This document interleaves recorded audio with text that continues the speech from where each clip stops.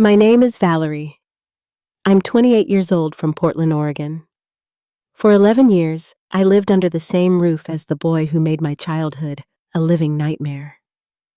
When my mom married Troy's dad, she thought she was building us a new family. Instead, she forced me to endure daily torment while turning a blind eye. She believed she gained another son in the process. Now she's left with no one because I finally went no contact, and Troy. He hates them both too. The irony would be funny if it wasn't so painful. Before I dive into my story, let me know where you're watching from in the comments below. If this resonates with you, please hit that like button and subscribe.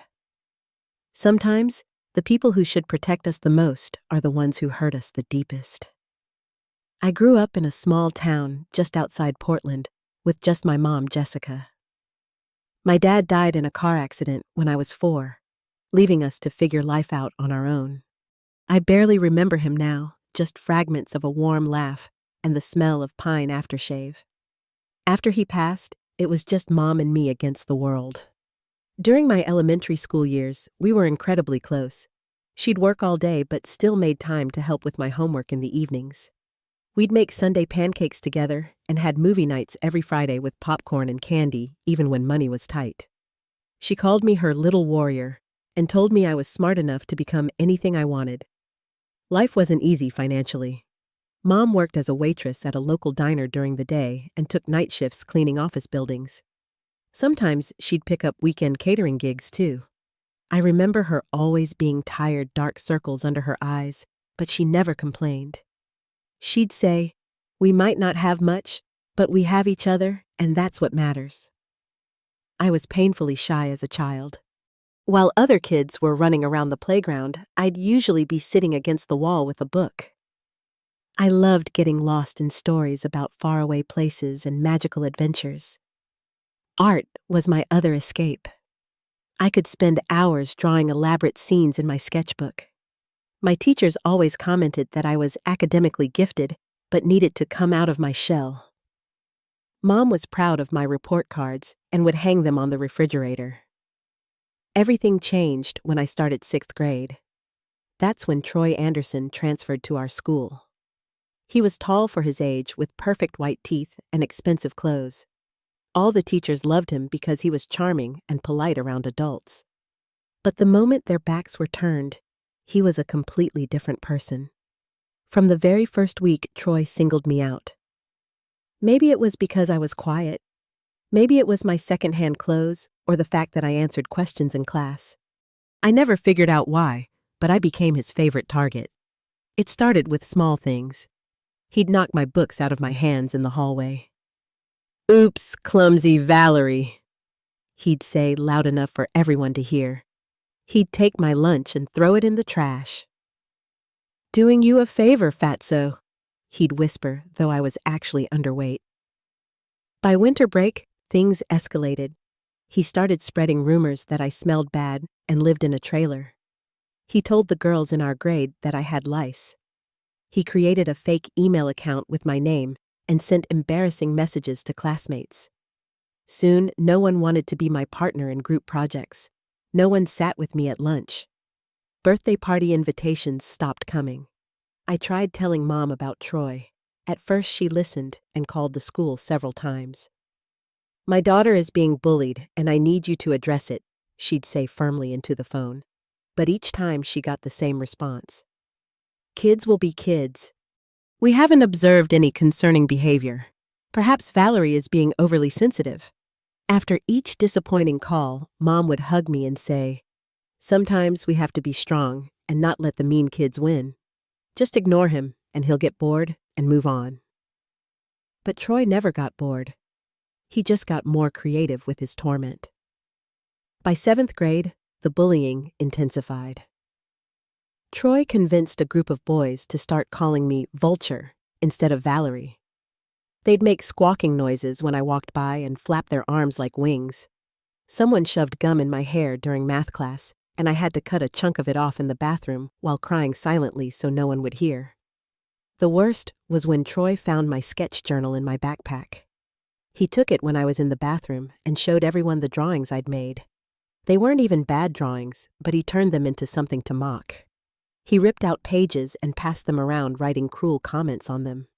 When I got it back, it was ruined with inappropriate doodles and words I didn't even want to read. My grades started slipping. I couldn't concentrate in class when I was constantly watching my back. I started having stomach aches every morning. Some days I'd beg Mom to let me stay home. I don't feel good. I'd plead, not entirely lying. The thought of seeing Troy made me physically ill. Mom was working even more hours by then. The diner had cut back her shifts, so she'd taken a third job stocking shelves at a grocery store. She'd come home with swollen feet and a distant look in her eyes. When I'd try to tell her about Troy's latest torment, she'd sigh heavily. "Valerie, honey, I'm exhausted. Can we talk about this tomorrow?" Tomorrow never seemed to come. She'd fall asleep on the couch most nights, too tired to even make it to her bedroom. I'd cover her with a blanket and go to my room alone, feeling the distance between us growing wider each day. 8th grade began with unexpected news. Mom sat me down one evening with an unusually bright smile on her face. "Val, I've met someone special," she said, twisting her hair the way she did when she was nervous but excited. "His name is Richard. He's kind and successful, and he makes me laugh for the first time in years." Hope flickered inside me. Maybe this Richard would make Mom happy. Maybe he'd be the father figure I barely remembered having. Maybe our struggling little family of 2 would become a stronger 3. "He wants to meet you," Mom continued, squeezing my hand. "I've invited him for dinner this Friday. Is that okay with you?" I nodded, genuinely pleased to see a spark back in her eyes. "What's he like? What does he do?" I asked. "He's an investment advisor at a firm downtown. He lives in Westbrook." Westbrook was the affluent neighborhood across town. "He's been divorced for a few years and has a son your age, too." She smiled even wider. "Wouldn't it be nice to have a brother?"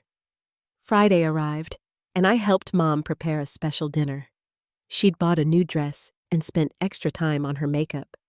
I'd never seen her so nervous and happy at the same time. The doorbell rang at exactly 6 o'clock. "They're here." Mom smoothed her dress and gave me a quick hug. "Best behavior, okay? This is important to me." I opened the door with a practiced smile that instantly froze on my face. Standing beside a tall man in an expensive suit was Troy Anderson. My Troy, my tormentor, my nightmare.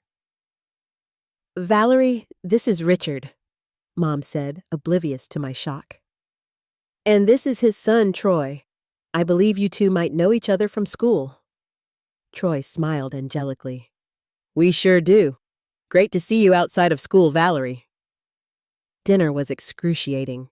Richard charmed Mom with stories about his travels and career. Troy played the role of perfect son, politely asking for dishes to be passed and complimenting Mom's cooking. Under the table, he repeatedly kicked my shins, smirking when I winced. After dinner, while Richard helped Mom with dishes, I pulled her into the hallway. "Mom, you can't date him," I whispered urgently. "What? Why not? Richard is wonderful." "Not him. Troy. He's the one, the bully I've been telling you about for 2 years. Mom's face fell, then quickly hardened. "Are you sure? He seems like such a sweet boy." "He's different at school. Please, Mom. You have to believe me." She looked at me for a long moment, then sighed. "People can be different in different settings, Val. Maybe he's just uncomfortable at school. This could help you two become friends, don't you see? You'll get to know the real Troy." I couldn't believe what I was hearing. There is no real Troy. This act he's putting on tonight is fake. "Enough, Valerie. I like Richard, and I'm going to keep seeing him. You need to give Troy a chance. He's making an effort tonight, and you should too." Richard and Troy became regular fixtures in our lives. They'd come over for dinner twice a week. Richard would bring Mom flowers and expensive wine. Troy would bring his false smile and whispered threats when adults weren't listening. "Your mom is totally desperate," he'd mutter when we were sent to clean up after dessert. "My dad's just slumming it with her. It won't last." At school, nothing changed. If anything, Troy's bullying intensified, armed with new information about my home life. "Your mom looks so pathetic trying to impress my dad," he'd say loud enough for others to hear. "Those fake pearl earrings, dollar store special." I grew increasingly anxious and isolated. Each day was a countdown until I could get home, but home was no longer a safe haven either. I tried talking to the school counselor, but she was unhelpful. "Troy Anderson. From what I've observed, he's a model student," she said dismissively. "And I understand your parents are dating now? Maybe you're feeling some adjustment anxiety. Why not give him a chance?" One afternoon, I came home early with a headache and found a notepad on the counter with Mom's handwriting.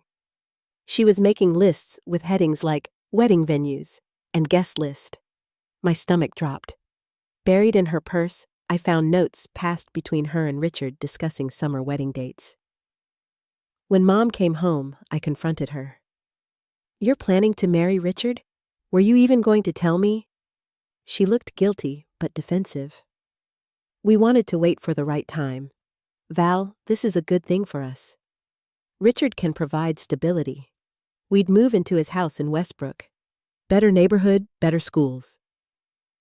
"But what about Troy? I can't live with him." Mom's face hardened. "I'm getting tired of this, Valerie. You're being dramatic and frankly selfish. I've spent years putting you first, sacrificing everything. Can't you just support me in finding some happiness?" The argument ended with Mom in tears and me locked in my bedroom feeling like I was drowning. The one person who was supposed to protect me was choosing a man over my safety and well-being. The school year ended with Mom's announcement over our last dinner as just the two of us. "We're moving in with Richard and Troy next weekend. I've already given notice on our apartment." I looked around at the only home I'd known since Dad died. Small and shabby as it was, it held all our memories. "Do I have any say in this?" "It's already decided, Valerie. This is happening. Please try to be positive." Richard's house was everything our apartment wasn't. Spacious rooms with high ceilings, gleaming hardwood floors, a manicured lawn with professional landscaping, a kitchen with granite countertops and stainless steel appliances. My new bedroom was 3 times the size of my old one with its own bathroom attached. "Isn't this wonderful?" Mom whispered as we toured the house. "You'll have so much more space for your art supplies." I nodded silently, knowing material comforts wouldn't compensate for what was coming. Troy's bedroom was across the hall from mine. As we passed it during the tour, he caught my eye and slowly dragged his finger across his throat. The first week was a superficial performance of family harmony. Richard played gracious host, showing us how everything worked in the house. Mom cooked elaborate thank-you meals and fussed over keeping everything spotless. Troy maintained his good boy act around his father and my mother. But the moment the adults were out of earshot, the real Troy emerged. "Welcome to hell," he whispered when we passed in the hallway. "Your mom must give amazing head for my dad to let trash like you live here." The torment escalated beyond anything I'd experienced at school.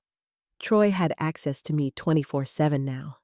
He'd wait until I was in the shower, then turn on all the hot water taps in the house, leaving me gasping under a sudden blast of ice water.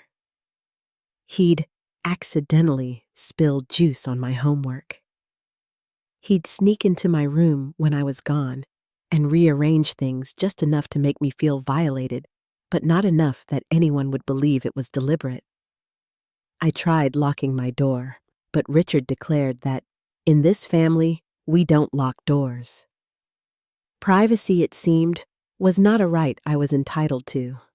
Troy, however, had a sophisticated lock installed on his door after claiming I had been snooping through his things.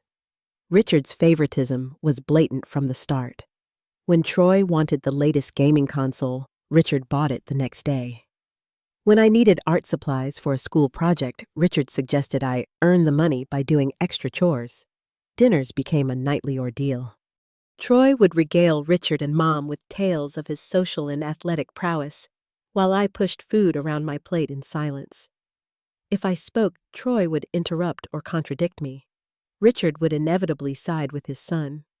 Mom would look uncomfortable but say nothing. "Troy's trying out for the basketball team," Richard announced one evening. "Coach says he's got real potential."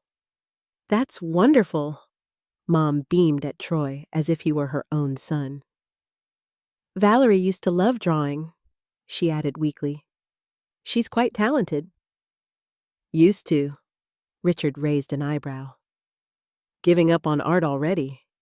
Troy snickered. I hadn't given up. Troy had simply destroyed my sketchbooks and supplies one by one until I stopped replacing them.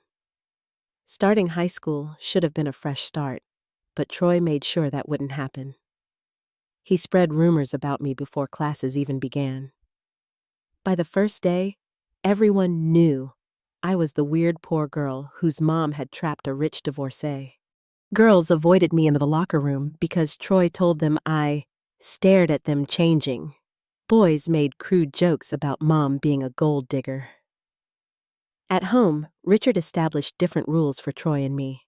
My curfew was 8 o'clock. Troy could stay out until 10. I had to ask permission to use the family computer. Troy had his own laptop.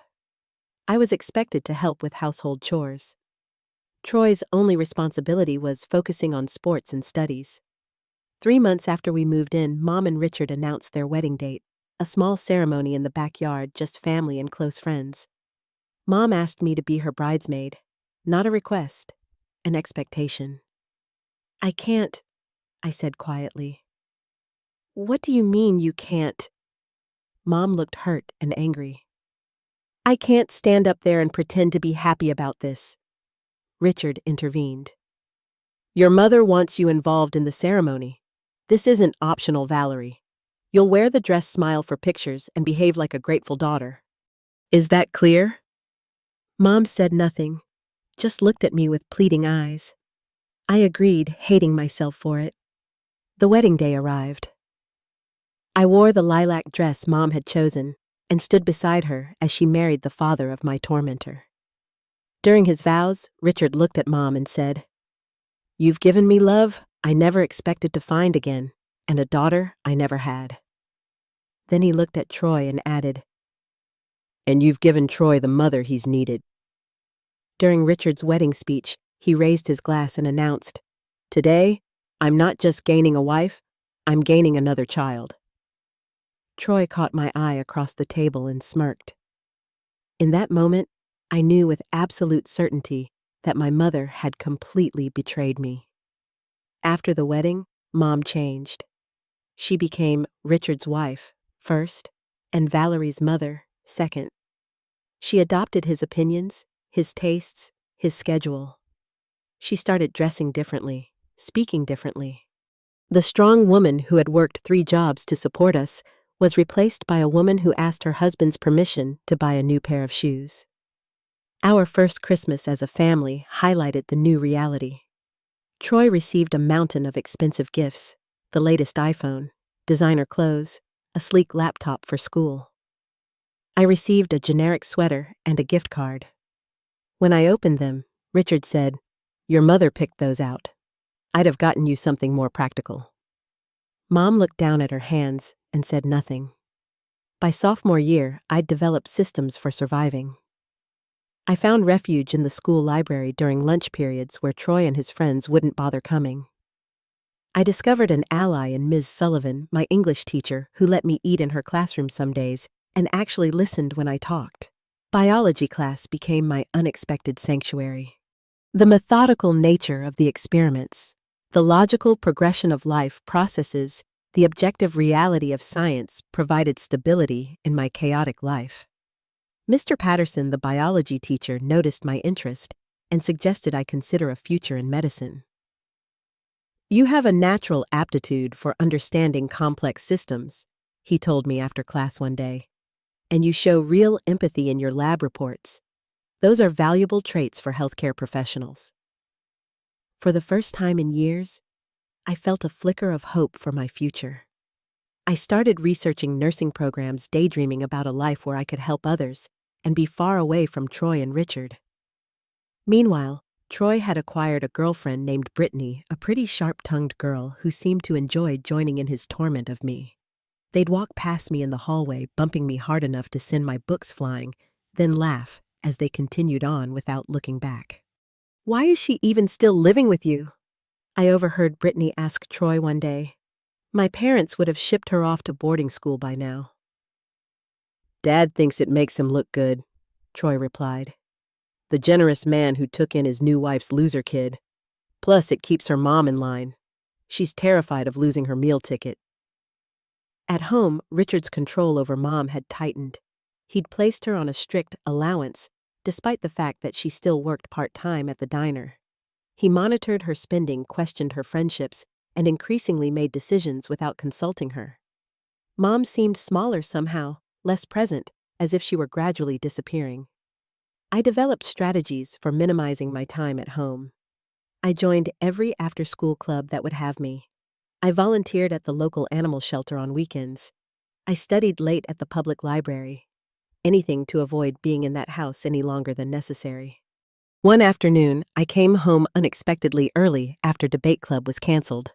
The house was empty except for Troy, who didn't hear me come in. I passed by his open bedroom door and spotted him writing intently in a black notebook. When he left for football practice, curiosity overcame my better judgment. I slipped into his room and found the notebook hidden under his mattress. It was a detailed diary of all the ways he'd tormented me, complete with ratings of how effective each method had been in causing me distress. There were plans for future projects, as he called them, including putting laxatives in my food before an important presentation and planting inappropriate photos on my phone. Hands shaking, I took photos of several pages as evidence, then carefully returned the notebook exactly as I'd found it. That evening, I showed the photos to Mom when Richard and Troy were watching a game downstairs. "Look at this," I said, my voice trembling. "This is what Troy really is. This is what I've been trying to tell you." Mom stared at the photos, her face unreadable. After a long silence, she handed my phone back. "This could be anything, Val. Creative writing, fiction. You shouldn't have been in his room." "Fiction, Mom? These are detailed accounts of things he's actually done to me, things I've told you about." "Lower your voice," she hissed. "Richard will hear." "Good. Let him hear. Let him see what his precious son is really like." Mom grabbed my arm. "Stop it. You took these photos without permission. You invaded Troy's privacy. If Richard finds out, he'll be furious." "So you're more worried about Richard being angry than your daughter being terrorized?" She looked away. "You're being dramatic again. Boys Troy's age write all sorts of things they don't mean." Richard did find out. Troy discovered the notebook had been moved and correctly assumed I'd seen it. The resulting confrontation was brutal. Richard accused me of pathological jealousy of Troy and punished me by confiscating my phone for a month and grounding me indefinitely. "You need to understand boundaries and respect in this household," Richard lectured while Troy stood behind him with a smug smile. "Troy deserves privacy, and you violated that." Mom said nothing, not one word in my defense. Junior year brought an unexpected bright spot. I met Sam in my advanced chemistry class. Quiet and thoughtful with kind eyes and a subtle sense of humor, he was the first person who seemed to see beyond the rumors Troy had spread. "You're nothing like people say," he told me after we'd been lab partners for a month. "I think you're actually pretty amazing." Our friendship gradually blossomed into my first relationship. With Sam, I felt normal for the first time in years. We studied together, shared our favorite books, and talked about futures that seemed increasingly possible. Troy, of course, couldn't stand to see me happy. He started spreading rumors that I was cheating on Sam, that I had a history of unstable relationships, that I was using him for his class notes. Sam initially dismissed these as obvious lies, but the constant drip of toxic gossip eventually took its toll. "I know it's not true," Sam said during our last conversation. "But I can't handle the daily harassment from Troy and his friends. I'm sorry, Valerie. I'm just not strong enough." While Troy's minor athletic achievements and mediocre grades were celebrated lavishly at home, my academic successes went largely unnoticed. When I won the regional science competition with a project on wound healing techniques, Mom managed a distracted, "That's nice, dear," before returning to planning Troy's birthday party. By senior year, my focus had narrowed to a single goal: escape through college. With Ms. Sullivan's help, I researched programs that offered substantial scholarships. We worked on applications during lunch periods and after school. She let me use her classroom computer and her address for correspondence, knowing mail at Richard's house had a way of disappearing if it was addressed to me. "You're going to make it," Ms. Sullivan assured me as we submitted my 5th application. "You're one of the strongest people I've ever met, Valerie. Don't let them convince you otherwise." Graduation day arrived with a strange mixture of emotions swirling inside me. Pride in having survived, hope for what came next, sadness for all I'd endured. I sat among my classmates in alphabetical order, which thankfully put me far from Troy. When my name was called to receive my diploma, there was a smattering of polite applause. No cheers or whistles like some students received. From the audience, Mom gave a small wave. Richard checked his watch. Troy scrolled through his phone, not even looking up. The contrast was stark when Troy's name was announced. Richard stood applauding enthusiastically. Mom jumped to her feet beside him, clapping and smiling as if Troy were her own son. I watched her face, searching for any sign of the mother I once knew. Richard had arranged a reservation at an expensive restaurant to celebrate the graduates. Throughout dinner, he and Troy dominated the conversation with plans for Troy's future at State University, where Richard had secured him a spot through alumni connections despite Troy's mediocre grades. "And what about you, Valerie Community College, in the fall?" Richard asked during dessert, his tone suggesting this was a foregone conclusion. I took a deep breath and placed an envelope on the table. "Actually, I've been accepted to the nursing program at Pacific Northwest University. Full scholarship. I start in August." A heavy silence fell over the table. Mom looked stunned. Richard's face darkened. Troy snickered.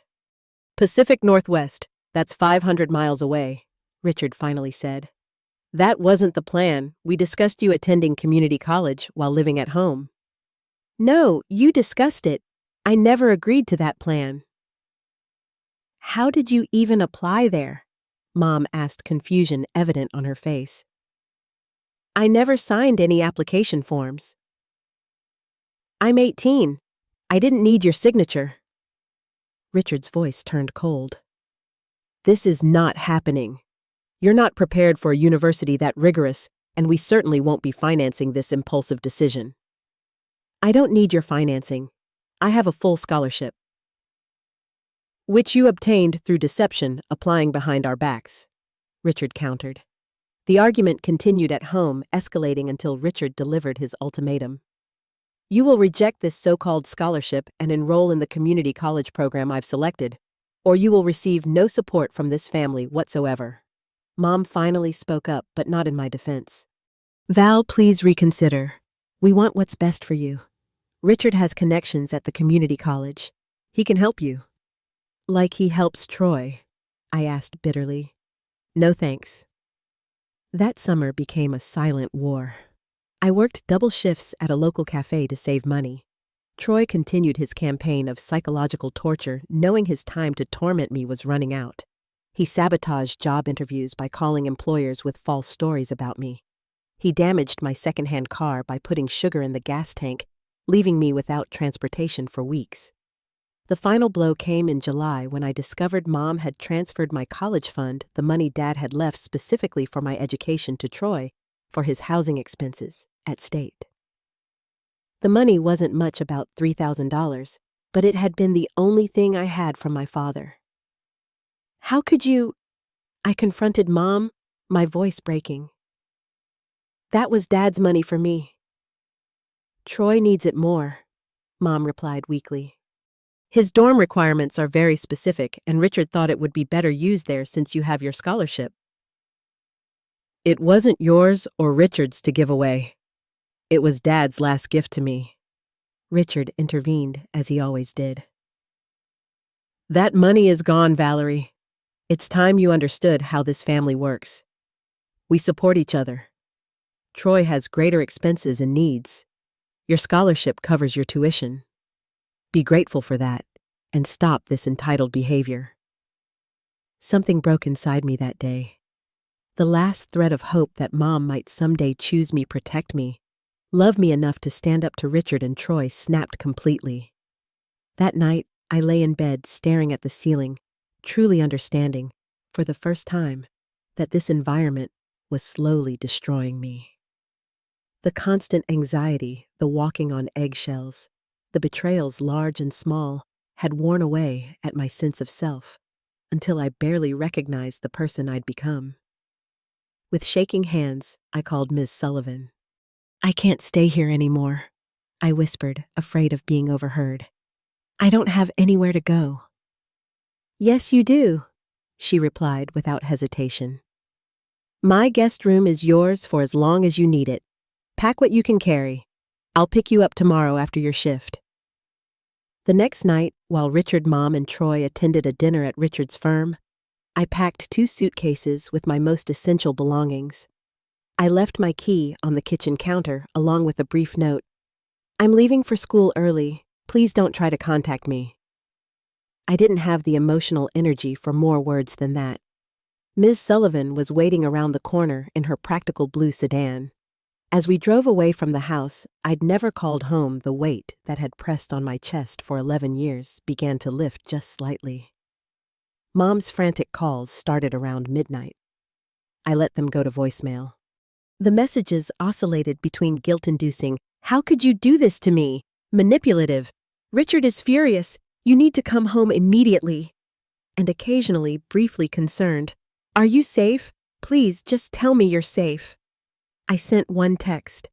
"I'm safe. I need space. Please respect that." She didn't. The next few weeks were a blur of preparations for nursing school. Ms. Sullivan helped me secure emergency student loans to cover housing and expenses not included in my scholarship. We made trips to thrift stores for necessities, slowly rebuilding what I'd left behind. You know, when I was your age, I left a bad situation too, Ms. Sullivan confided one evening as we sorted through second-hand kitchen items. It was the hardest and best decision I ever made. Does it get easier? I asked, thinking of Mom's daily barrage of messages. Yes and no. The distance helps, but healing from family trauma takes time. She handed me a cheerful yellow mug. Some days will still be hard. That's okay. You just keep moving forward. Starting nursing school felt like stepping into another dimension. My dorm room, though tiny, was mine alone. My roommate Jenna was respectful of boundaries and delightfully normal. My professors treated me as a capable adult. For the first time in years, no one was whispering about me in hallways or sabotaging my belongings. The first holidays away from Mom were a confusing mix of emotions.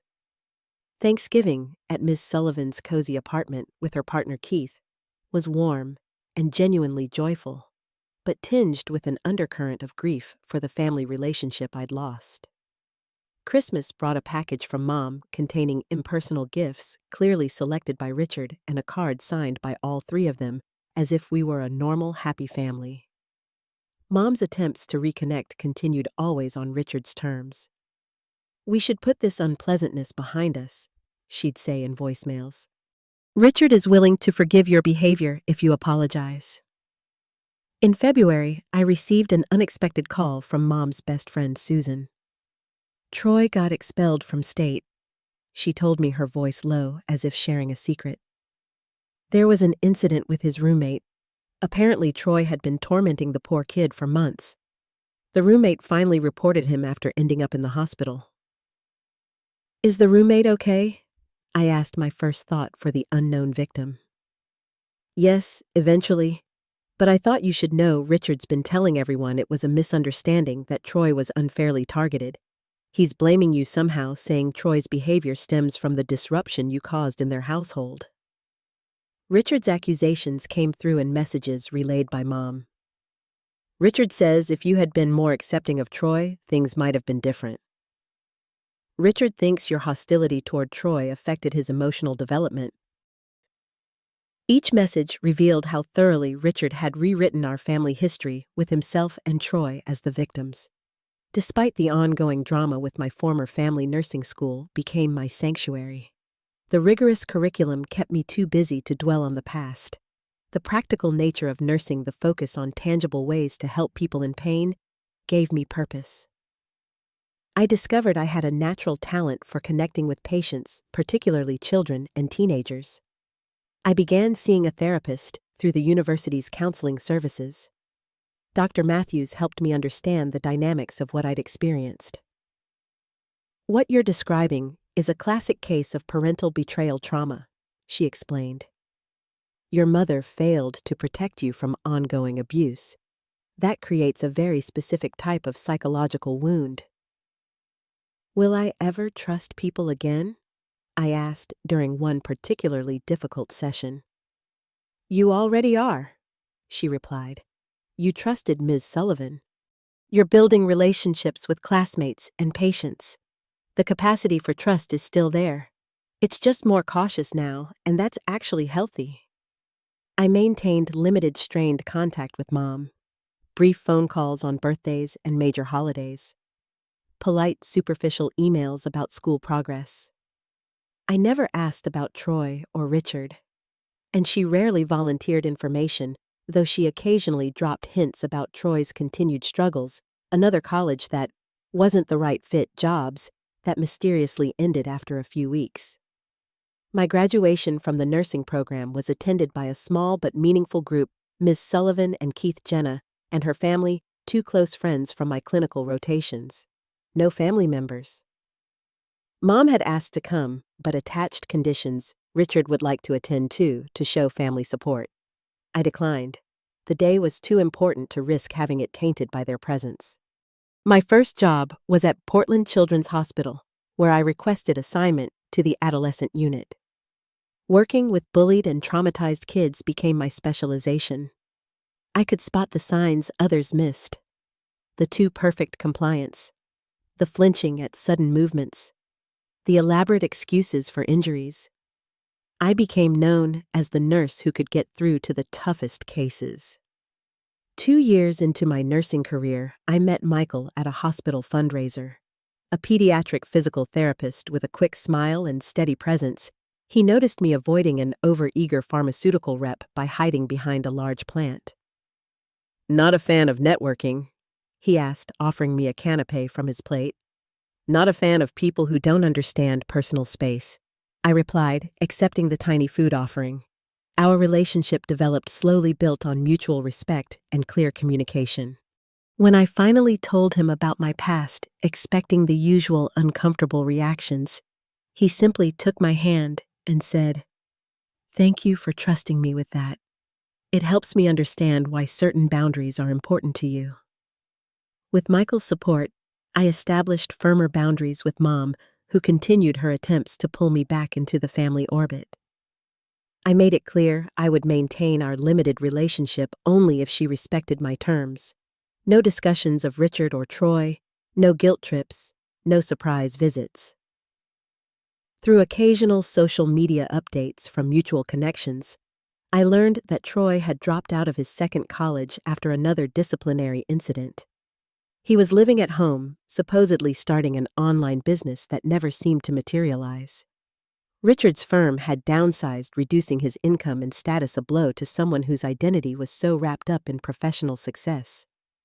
Then came the call that shook my carefully constructed new life.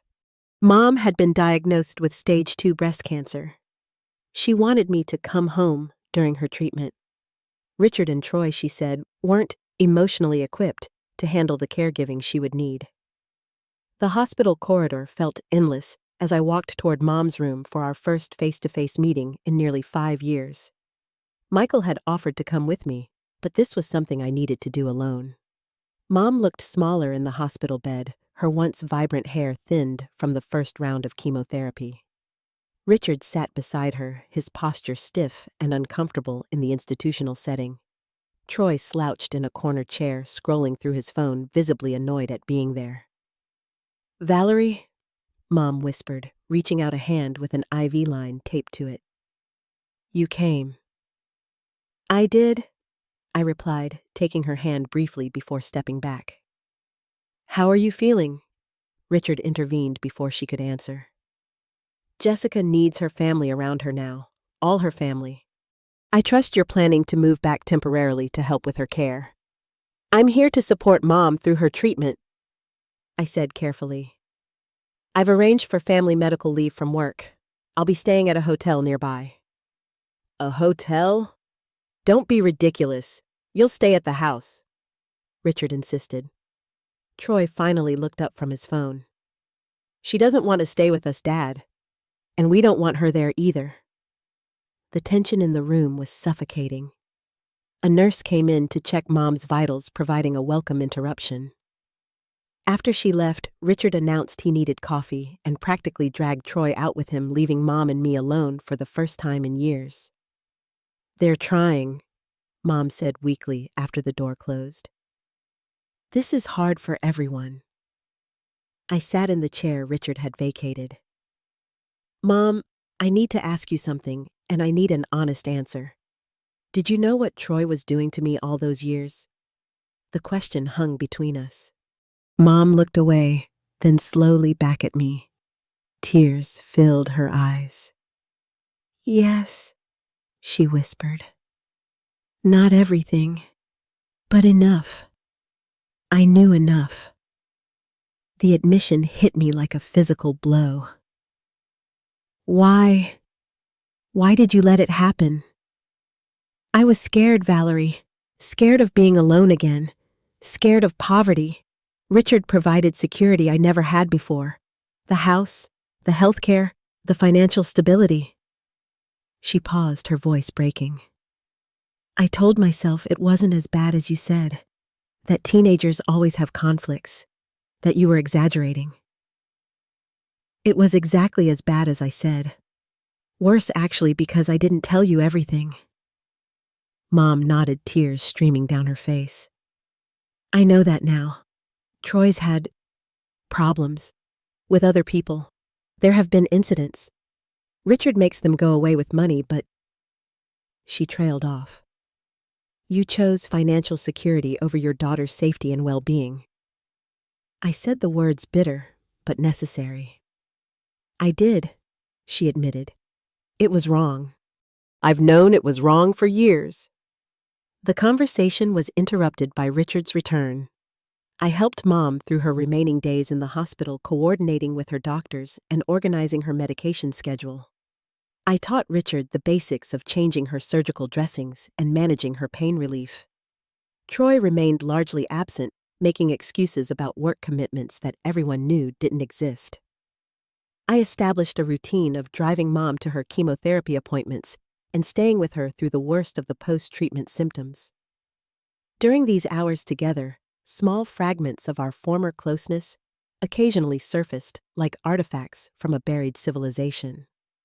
As Mom's condition stabilized and she began to recover, Richard and Troy's resentment toward my presence grew more obvious.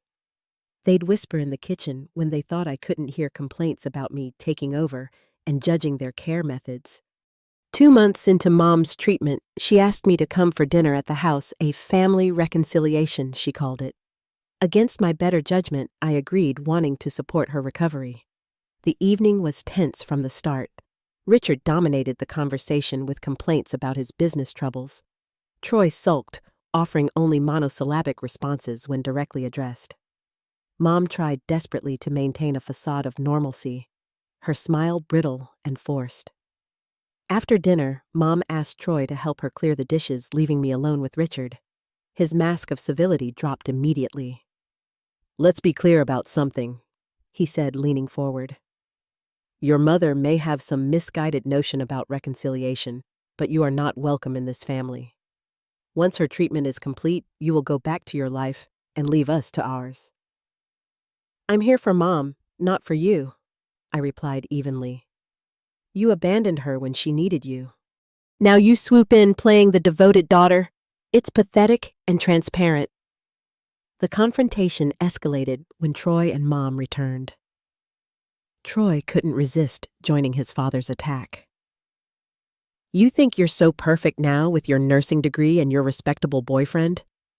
But we know what you really are. A selfish, ungrateful bitch who ran away when things got tough." "That's enough, Troy," Mom said weakly.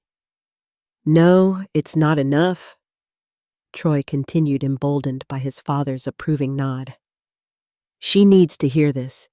You've been moping around for years because precious Valerie left. Meanwhile, I've been here dealing with your neediness, your constant disappointment because I'm not her." I stood up, my hands shaking. "This is exactly why I left. Nothing has changed. You're still a bully, Troy. And you, Richard, are still enabling him. And Mom," I turned to her, "you're still choosing them." Mom looked desperately between Richard, Troy, and me. "Please, can't we just try to be civil, for my sake? Civil." I laughed bitterly. "They've never been civil to me a day in my life, and you've never required them to be." Richard slammed his hand on the table. "That's it. I want you out of my house. Now." I looked at Mom, giving her one final chance to stand up for me. She looked down at her hands, then at Richard, then back to her hands. Her silence was deafening. "I'll continue taking you to your medical appointments," I told her quietly. "But this charade of family reconciliation is over." As I walked to my car, Mom followed me out, wrapping her robe tightly against the evening chill. "Please don't go like this," she pleaded. "They're just upset. Things have been difficult with my illness." "Things have always been difficult with them, Mom. My entire adolescence was difficult because of them. The difference is, I'm an adult now. I get to choose who I allow in my life." 2 weeks later, after careful consideration and discussions with my therapist and Michael, I wrote Mom a letter explaining why I needed to go no contact. I outlined the years of abuse I'd endured, her failure to protect me, and the ongoing toxic dynamic that continued to this day. I expressed hope for her full recovery from cancer, but made it clear that for my own mental health, I couldn't maintain a relationship with her as long as she remained with Richard and Troy. I hand-delivered the letter after her final chemotherapy session, along with a folder containing all her medical information, treatment schedules, and care instructions. "I've arranged for a home health nurse to take over your care," I told her. "Her name is Sandra. She's excellent." Mom clutched the letter without opening it, tears streaming down her face. "You're leaving again." "I'm choosing myself, Mom. Something you never did for me." The years that followed were a time of rebuilding and growth. Michael and I married in a small ceremony by the ocean, surrounded by friends who had become my chosen family. Miss Sullivan stood beside me in place of a mother of the bride. My work with traumatized adolescents expanded into a specialized program at the hospital, using art therapy and peer support groups to help bullied teens recover their sense of self. Each child who began to thrive under the program felt like a small victory, a reclaiming of what had been taken from me. Michael and I built a home together that was everything my childhood homes hadn't been. Safe, predictable, filled with respect and clear boundaries. We chose to have a dog rather than children, a gentle golden retriever named Sunshine, who greeted each day with unrestrained joy. I continued therapy, working through layers of trauma that occasionally surfaced in unexpected moments. A certain tone of voice would trigger anxiety. Conflict would send me into people-pleasing mode. Progress wasn't linear, but it was steady. Through a mutual acquaintance, I learned that Troy had finally moved out of Richard and Mom's house after a violent argument that had required police intervention. He'd cut contact with both of them, blaming them for his failures. Richard had suffered a minor stroke, accelerating his retirement from the firm. Mom was in remission from cancer, but increasingly isolated as Richard withdrew into bitterness. Then came the email from an unfamiliar address. "I know you probably won't read this," Mom wrote, "but I need to tell you I understand now. Troy is gone. He blames us for everything, just like you said he would someday. Richard barely speaks to me anymore. I've lost both my children, one who wasn't mine to begin with, and one I failed so completely she had to save herself from me." I read the message several times before showing it to Michael. "She wants me to respond," I said. "She wants absolution or reconciliation or something I'm not sure I can give." "What do you want?" he asked, as he always did when I faced difficult decisions. "I want to be free of this," I replied honestly. "I've spent so many years defined by what happened to me in that house. I want to just be Valerie, not the girl whose mother chose her abuser over her." After discussing it with my therapist, I wrote a brief final response to Mom. "I hope you find peace," I wrote. "I'm working on finding mine. Please respect my boundaries and don't contact me again." She respected that wish, at least outwardly. I occasionally heard updates through former neighbors or distant connections. Richard's health continued to decline. Mom had taken a part-time job at a local bookstore, her first independent work in nearly 15 years. One morning, scrolling through social media, I came across a post about a new support group in Mom's area for parents estranged from their adult children. Her name was listed as a founding member. The group's stated purpose was healing and understanding when children choose distance. Understanding. Perhaps that was as close to growth as Mom would ever come. The journey from that terrified 14-year-old girl moving into her bully's house to the woman I am today has been long and difficult. There are still days when the past reaches out with cold fingers to grip my heart. But those days grow fewer. I've learned that family is not just about blood or legal ties. Family is about who sees your pain and doesn't look away, who respects your boundaries rather than trampling them, who celebrates your strength instead of trying to diminish it. If you're watching this and living in a situation where those meant to protect you are causing or enabling your harm, please know that survival is possible. Healing is possible. It won't happen overnight. It won't be without grief for what should have been. But on the other side of that necessary distance is the possibility of building a life that is truly yours. Have you ever had to create boundaries with family members who harmed you? Share your experience in the comments if you feel comfortable. Your story might help someone else feel less alone. Please like and subscribe if this resonated with you. And remember that choosing yourself isn't selfish, it's necessary. Thank you for listening to my story, and I wish you strength on your own journey to healing.